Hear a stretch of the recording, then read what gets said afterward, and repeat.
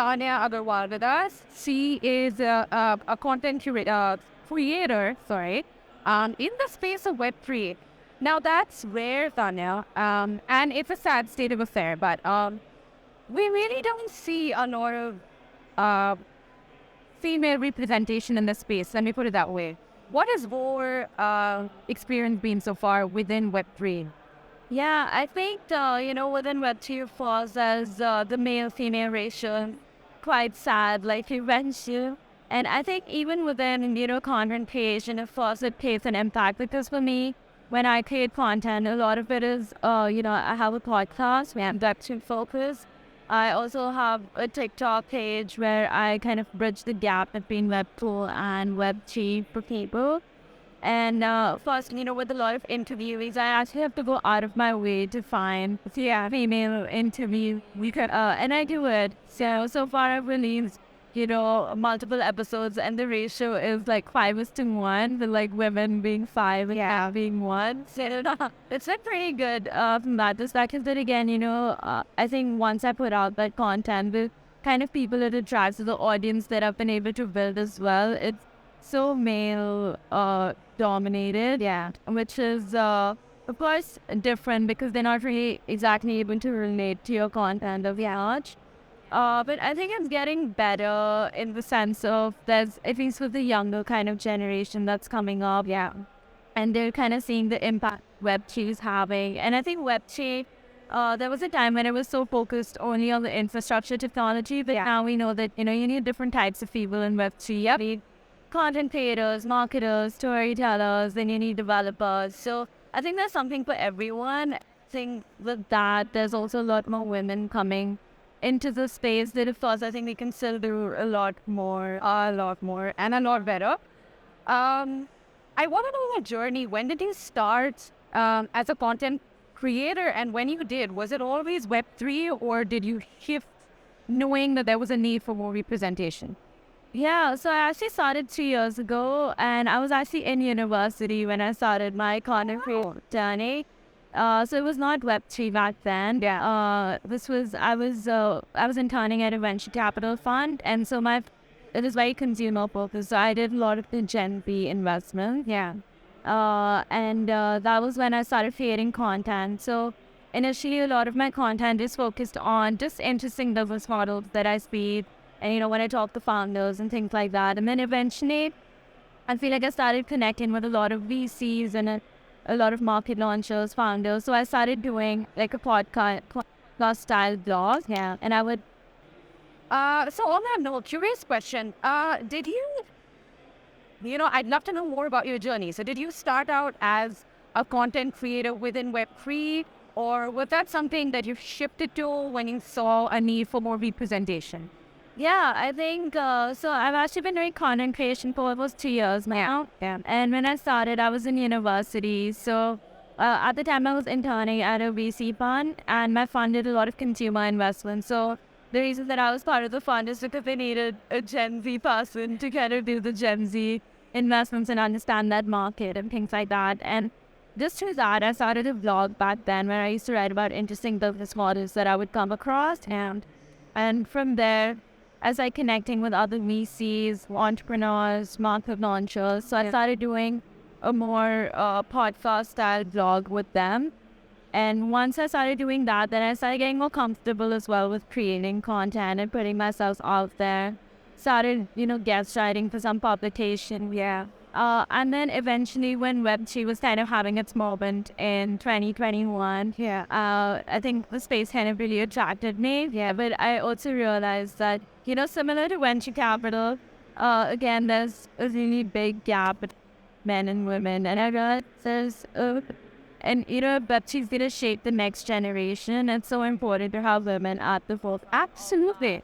And so I decided to kind of shift my focus. So it initially started off just documenting my personal learning journey of moving from Web2 to Web3. So, I was like, maybe I should just create my own content where people can see how I've moved. So, they can relate to it. They can also be a part of that journey. And then from that, I launched a podcast. And so that's kind of been my journey. I will say this. It's easy to do and imagine TikTok when someone's dancing or showing up their dress. I cannot imagine what a challenge it must be to make sure that you're relaying very important, useful information, but doing it in a fun way that it's engaging and viral. How do you do that? How do you balance it out?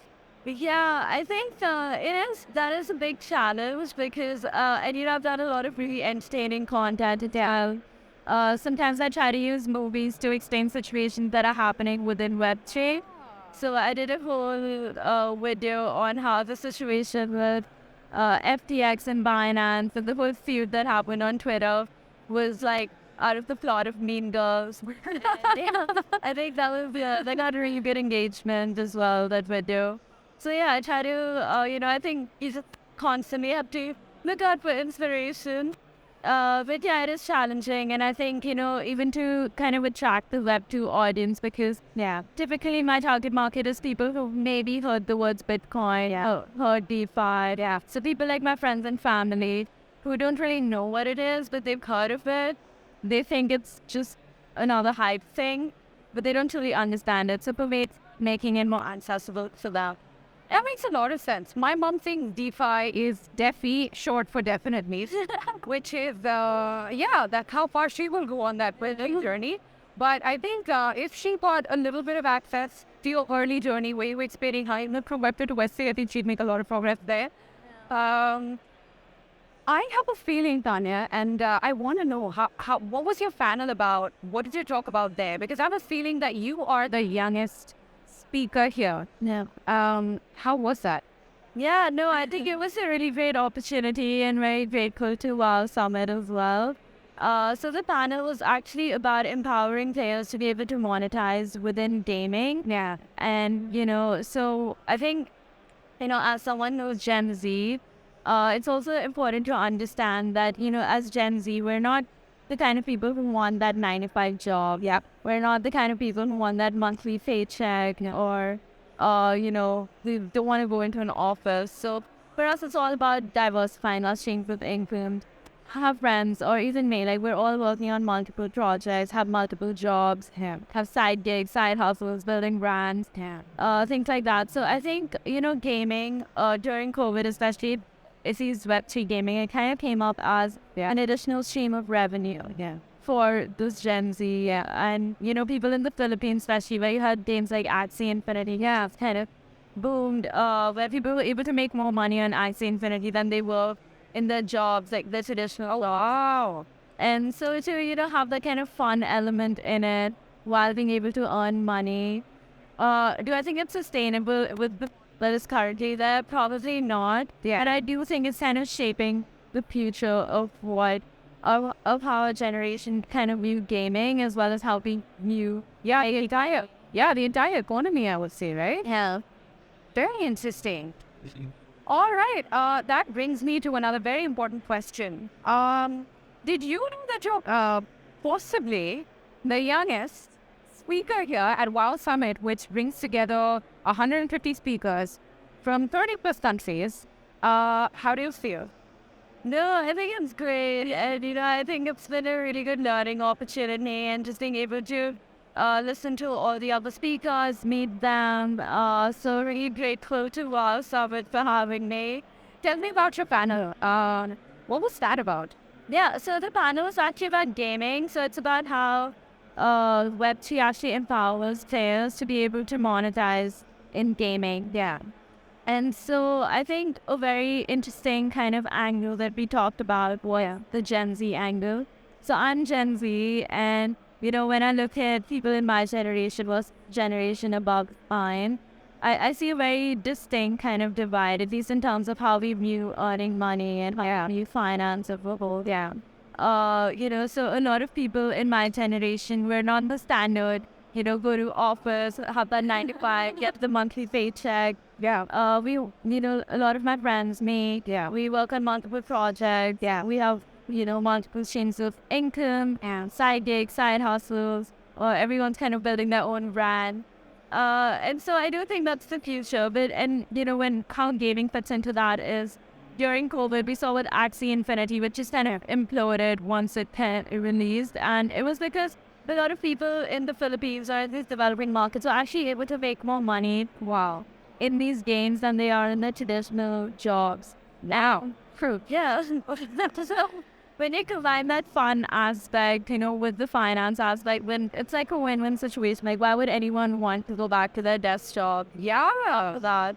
And so it was also trying to understand that while this model worked in that kind of situation, also because everyone was locked down, nothing to do, lost their jobs, Yeah.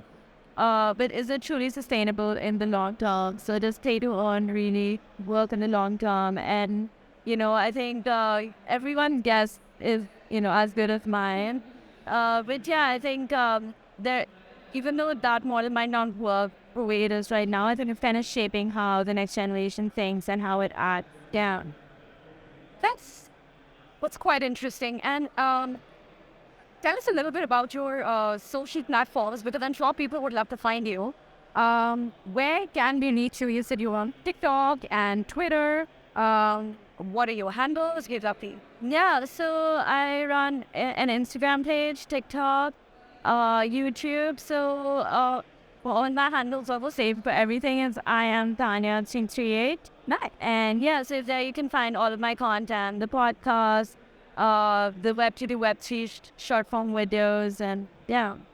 Tanya 338. It's been I am Tanya 38. I am Tanya 338. It has been a pleasure interviewing you. Thank you so much for knowing me. So, and likewise, and congratulations once again on really being here and delivering a lovely panel. Thank you. Thanks a lot.